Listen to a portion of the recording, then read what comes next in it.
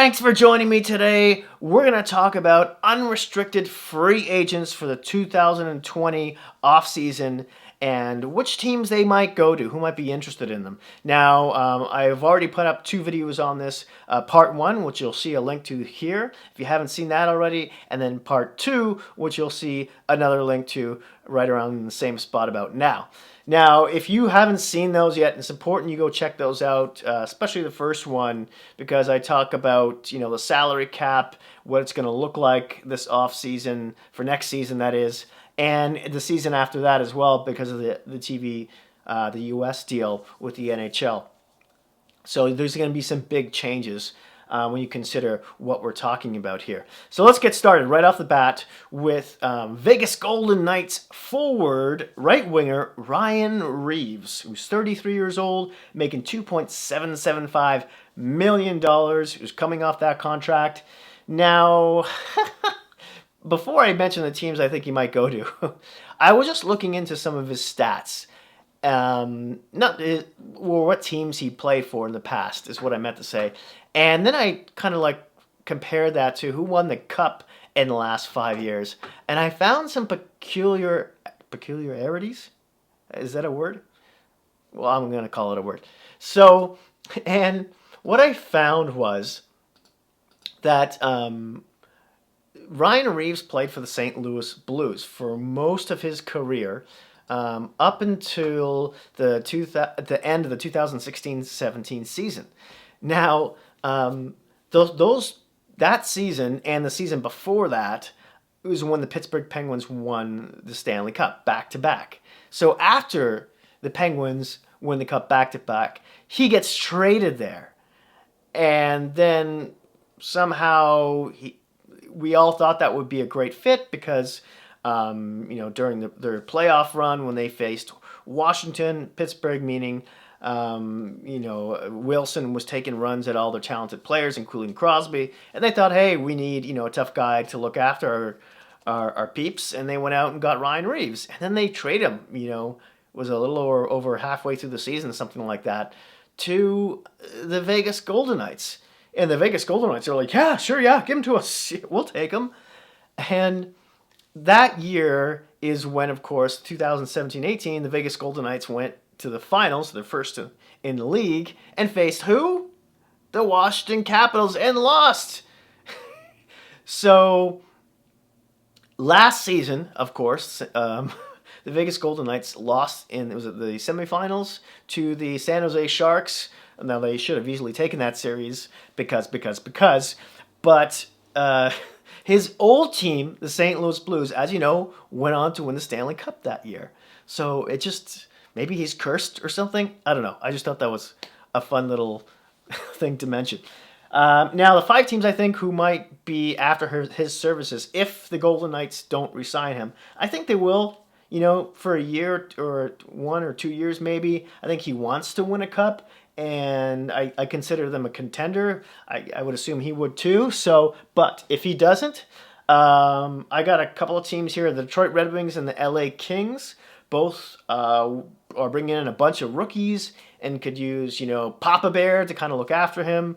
Now, mind you, Ryan Reaves has only had 3 fights in each of the last 2 seasons, but I think it's more because people don't want to fight him anymore because he's so good at it.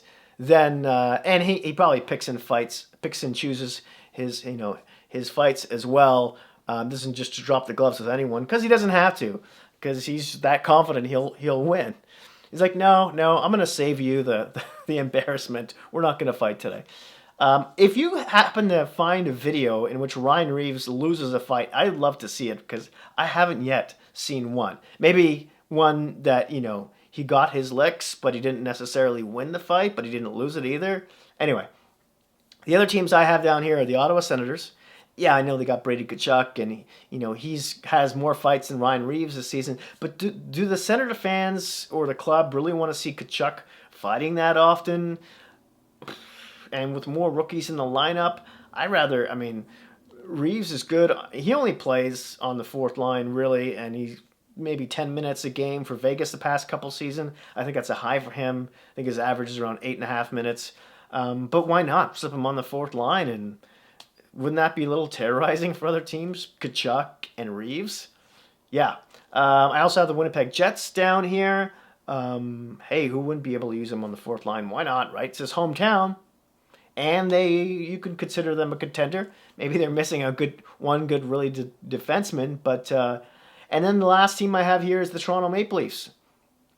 And yeah, they have Kyle Clifford at the moment, but they still have to re-sign him for next season. He'll be a UFA too.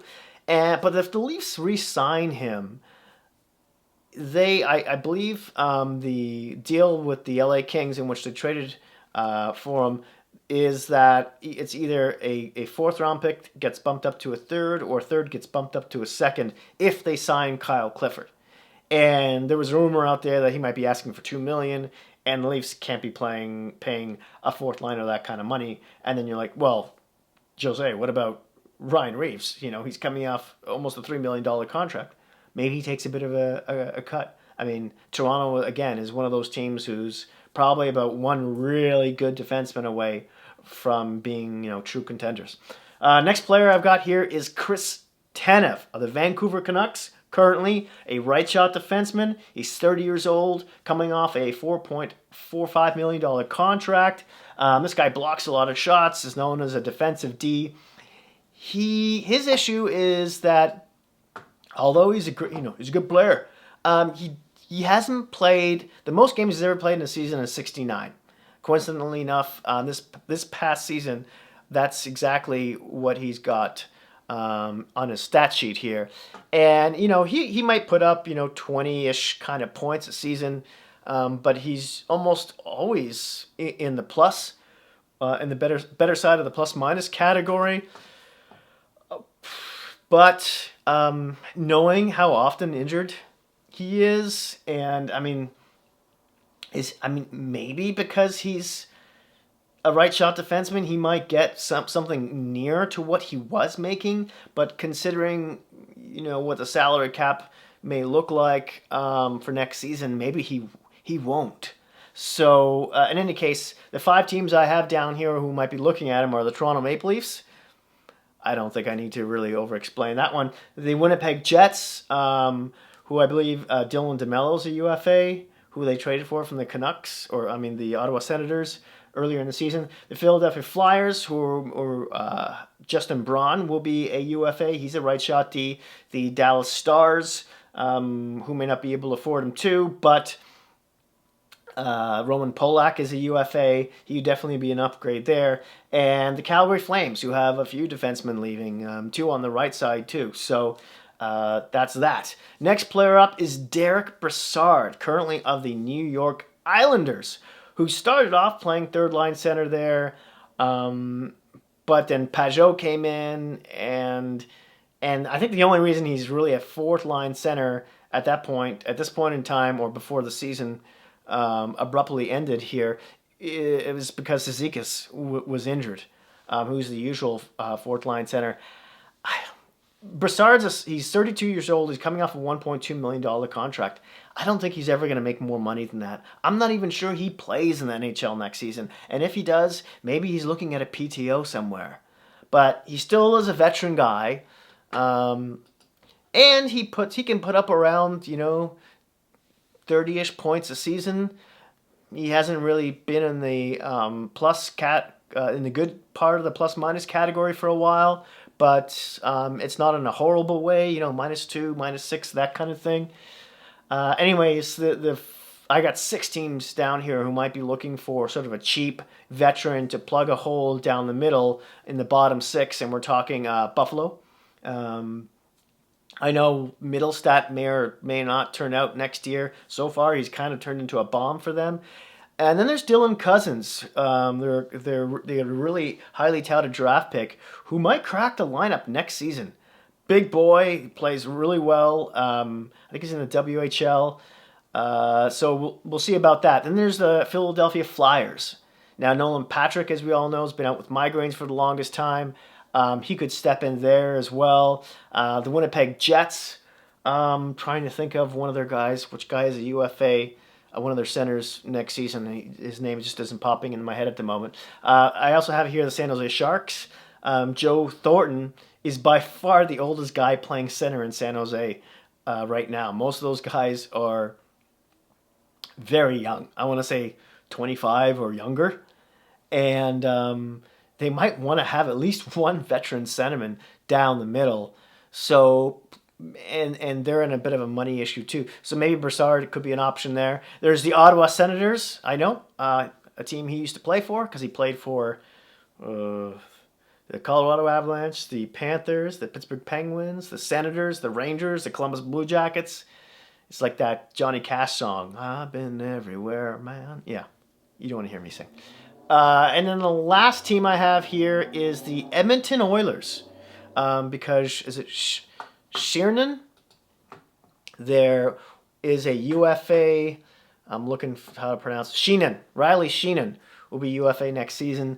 And I think Brassard's numbers might be slightly better than his. But, yeah, there's that. Next player we've got here is a goaltender. Also from the Vancouver Canucks, meaning Tanev. Now he's 30 years old. He's coming off a $3.6+ million contract. And the Canucks, regardless of it next year being a really bad year for the cap, are just a bad cap team right now. They just don't have much space to sign anyone. And they kind of have to decide between Tanev and Markstrom almost. And I don't think Demko is ready yet. So they need somebody. They need some kind of veteran goaltender. But what was really interesting about this when I was looking at Markstrom's numbers, because I've watched quite a few Vancouver Canucks games with him in net this year, and the eye test, he looks fantastic. He saved them through a lot of games. Most of their winning streaks came with him in net because Demko just didn't look that good. But when I looked at his numbers, he's only been a .918 save percentage this season, which is good. But it's not great. It's not fantastic.